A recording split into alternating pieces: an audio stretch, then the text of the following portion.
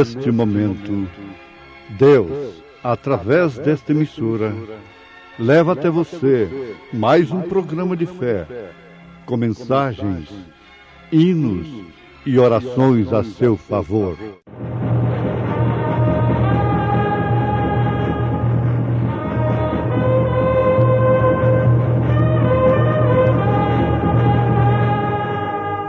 Fé para vencer. Somente crer, somente crer, tudo é possível, somente crer. Filipe achou Natanael e disse-lhe: havemos achado aquele de quem Moisés escreveu na lei e os profetas, Jesus de Nazaré, filho de José. Disse-lhe Natanael: pode vir alguma coisa boa de Nazaré? Disse-lhe Filipe: vem e vê.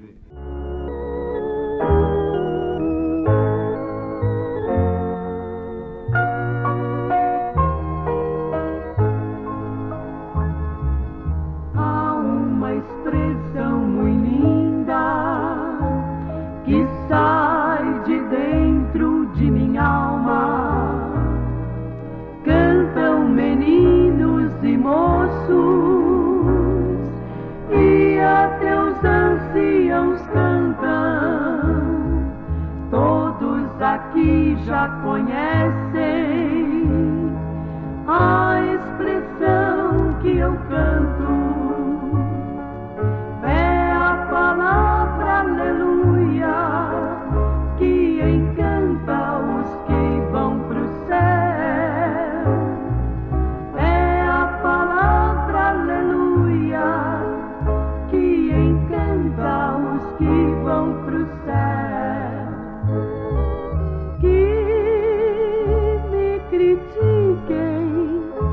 Que me persigam, que digam de mim o que quiserem, me chamem de nécio, fanático, louco, que o meu cálice transborda, suportarei tudo isto, e até que meu corpo torturei, porém não suportarei que proíbam que eu diga aleluia.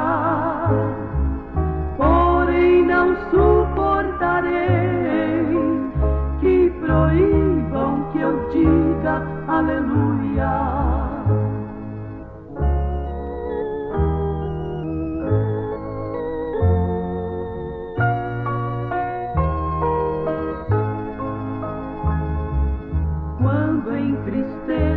Na vida, no meio de tanta amargura,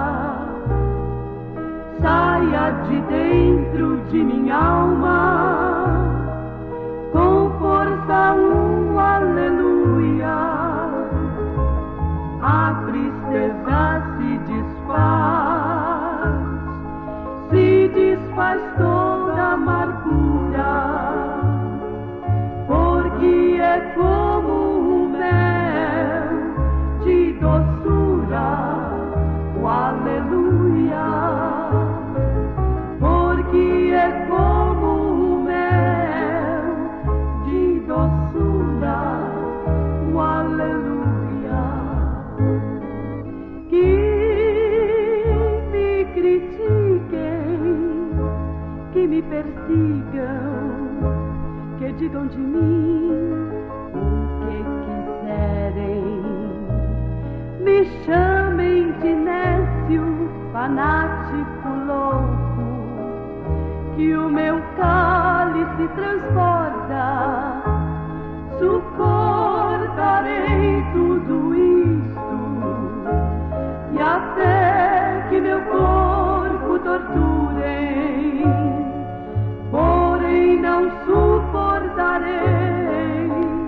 que proíba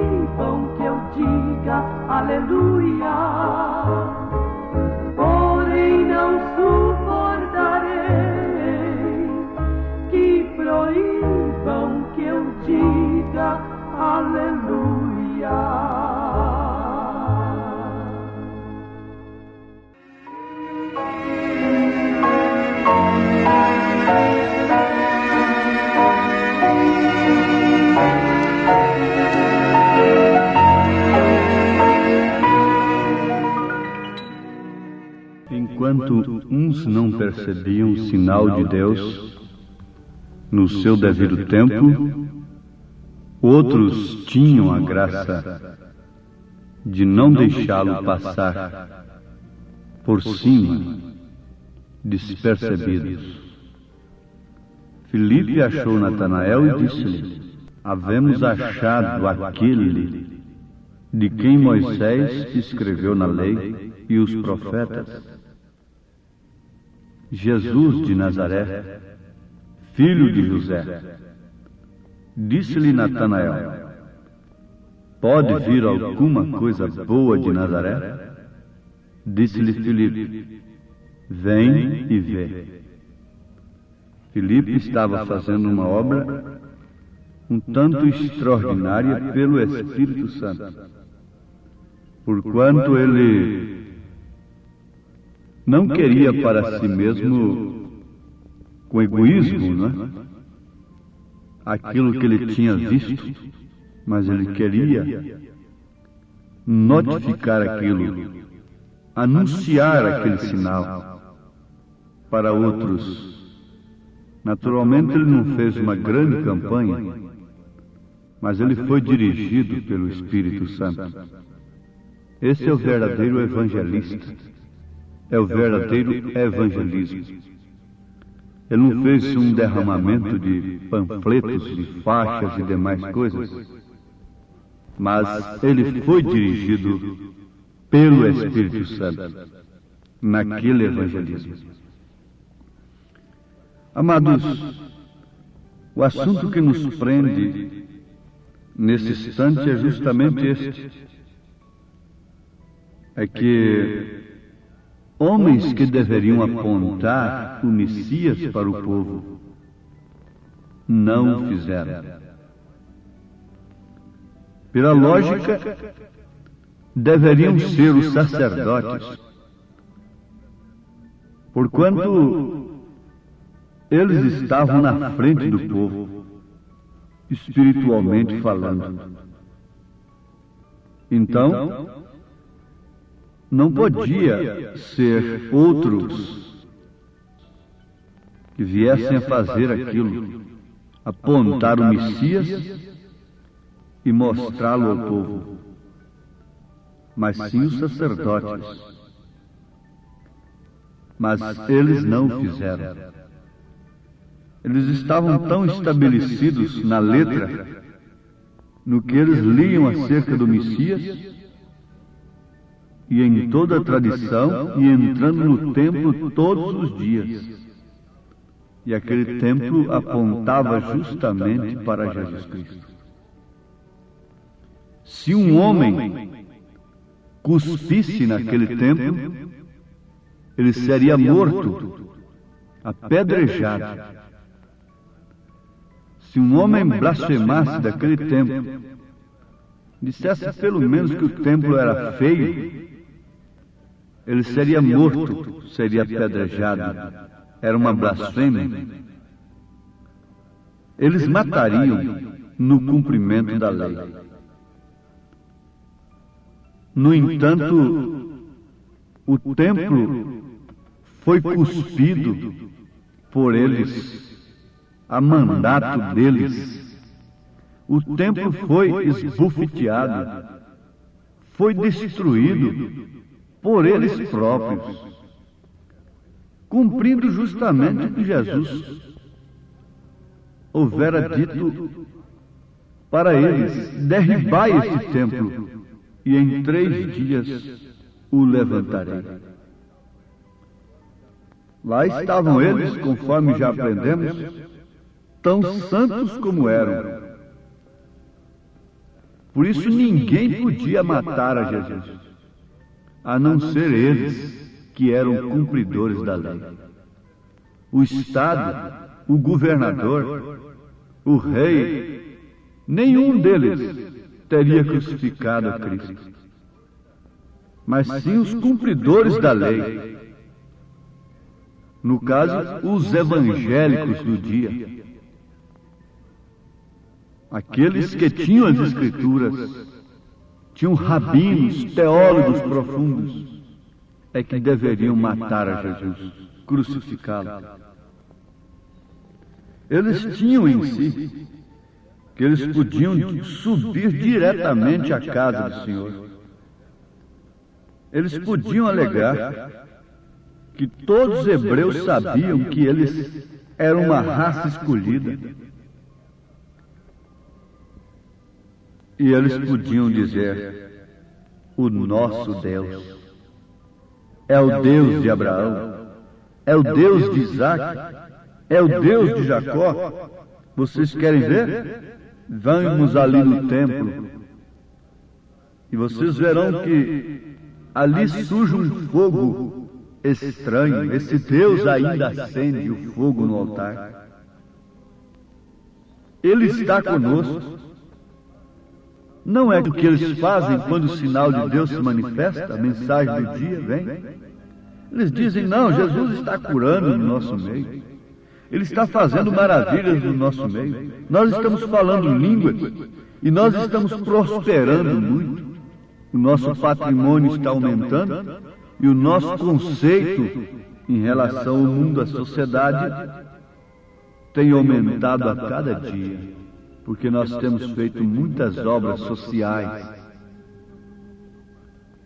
Eles não estão fazendo questão de cair na graça de Deus, mas sim na graça do mundo. E por isso se tornam inimigos de Deus e amigos do mundo, porque eles procuram servir ao mundo, socialmente falando, cuidando de estar fazendo um serviço para Deus. E em qualquer época que um homem levantasse mostrando estas coisas, eles o teriam como inimigo e, se possível, tapariam a sua boca. Mas aqui está, eles vinham de uma experiência tremenda no passado e tinham experiência no presente também. Mas qual foi a experiência que eles experimentaram, que eles chamaram sobre si para o futuro? Caia sobre nós o seu sangue, sobre as nossas cabeças e também sobre os nossos filhos. Veja só a experiência que o mundo religioso de hoje está atraindo para si, ao rejeitar o sinal de Deus, a mensagem que não vem combatendo as pessoas, não nos tenham como inimigos, não estamos atacando a quem quer que seja, mas eles estão tão arraigados aos seus sistemas, às suas tradições, que se sentem atacados horrivelmente, terrivelmente, quando esses sistemas são atacados pela palavra de Deus. Por que não se tornam amigos da mensagem? Que crime cometeu ele? Por que se tornam amigos de Barabás? Por que se tornam amigos de Roma? Por que se tornam amigos e dão as mãos à idolatria, ao mundo? Não foi isso que eles fizeram? Caifás naturalmente ficou surpreso. Na verdade, esses homens não matam, esses homens nunca roubaram, esses sacerdotes têm vida impecável. Mas escolheram um ladrão, preferiram um homicida. E a Bíblia diz que não somente aqueles que fazem, mas que consentem. Não é diferente do que está acontecendo. O que está acontecendo não é diferente daquilo.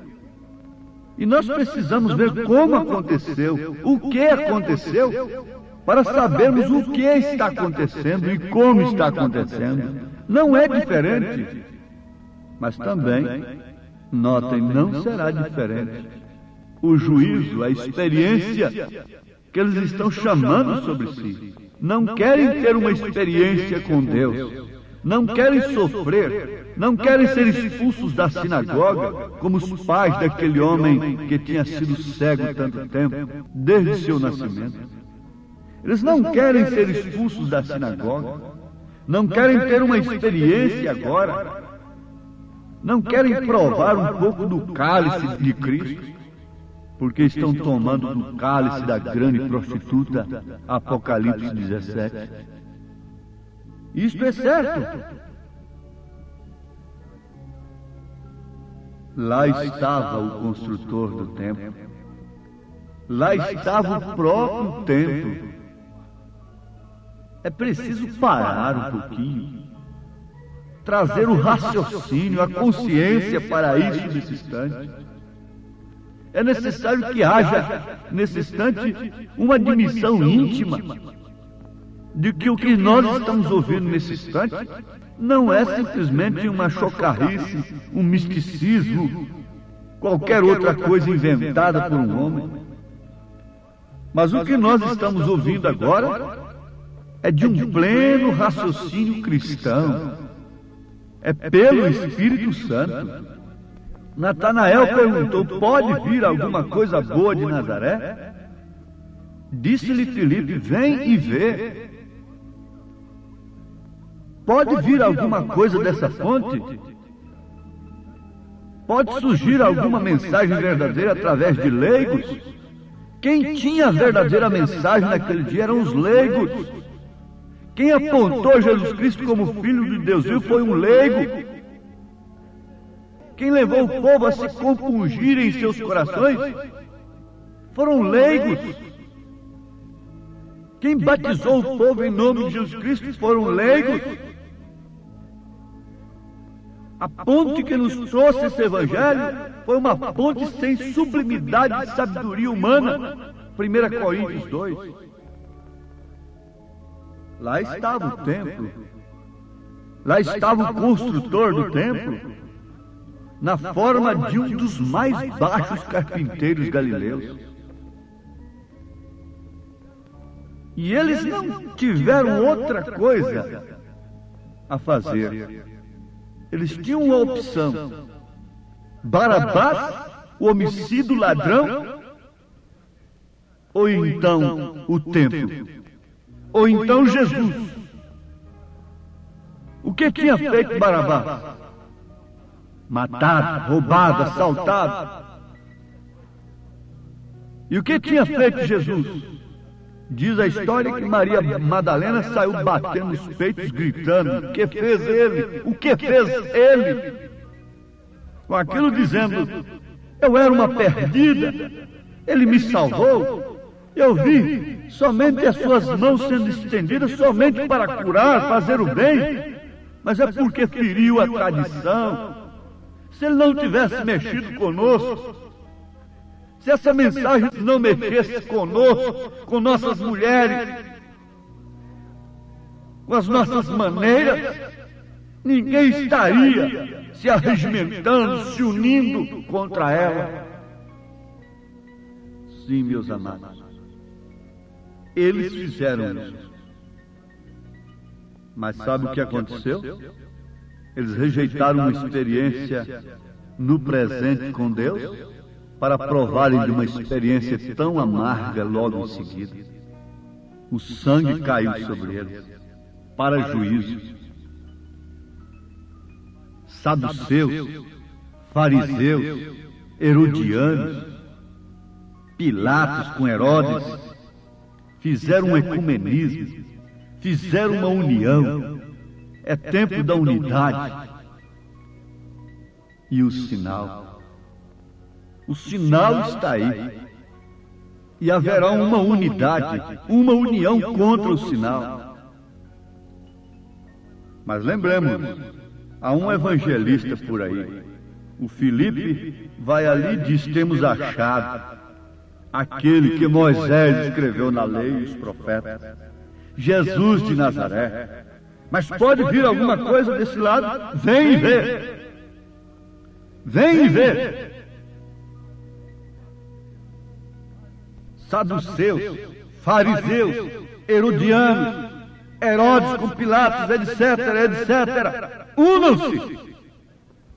Porque o joio também tem que ser amarrado em feixes para ser lançado no fogo, para receber o seu juízo. A consequência da sua escolha. A sua escolha determina o seu destino. Se você não pode ver na mensagem o sinal do dia, fique sabendo, a sua escolha é Barabás. A sua escolha é juízo. Vocês fiquem sabendo, ouvintes, que enquanto os saduceus, fariseus, herodianos e demais estavam se unindo contra o sinal do dia, contra a mensagem, contra Jesus Cristo, contra o grande templo, Tito, o marechal Tito, estava se preparando ali, quem sabe inconscientemente, o seu exército, para entrar lá e não deixar pedra sobre pedra que não fosse derribada. Diz a história que Tito correu para salvar o templo, para dizer para os seus soldados que não derrubassem o templo. Mas quando chegou lá já era tarde demais. Não havia nenhuma pedra sobre pedra que não tivesse sido derribada. Enquanto eles estavam unindo contra a mensagem, contra a palavra de Deus, lá estava o exército de Tito marchando todo dia cedo, fazendo ginástica e treinando, sem saber para quê, de onde viria o inimigo, se teriam que se defender no local ou se teriam que atacar. Mas logo em seguida o dedo de Deus indicou: é lá, é lá. O juízo virá sobre esse mundo que tem rejeitado a palavra. Haverá uma união, ela está em processo nesta hora, contra a mensagem, contra o sinal de Deus, contra tudo que é verdadeiro, contra tudo que é pudor, que é verdade, que é santo, que é puro, contra o tempo. Haverá, está havendo, mas fique sabendo, guardem isso aqui não é um plano meu, isso é as profecias, é a Bíblia, é a palavra de Deus, é assim diz o Senhor. Roma fará um pacto com os judeus. Logo esse pacto será rompido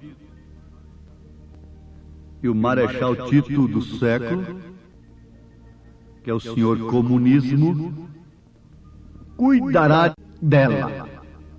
Como os cães cuidaram do corpo de Jezabel, esse senhor ismo cuidará do corpo da Jezabel do século. Não tenham dúvida. Isto é assim, diz o Senhor.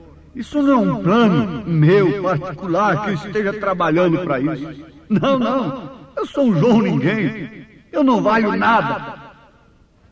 Eu não tenho nenhum plano. Estou apenas vos falando das Escrituras e vejam se isso cumprirá ou não.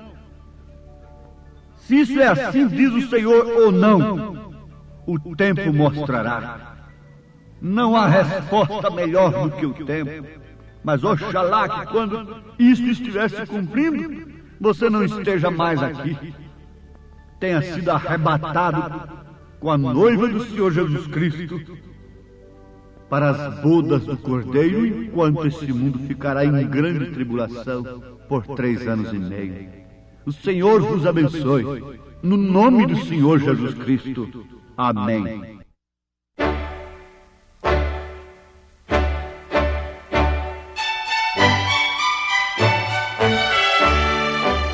Ouvintes, escreva-nos pela caixa postal de número 15.020, 15020, CEP 74.501-970, Goiânia, Goiás. O nosso endereço na internet é www.apalavraoriginal.org.br.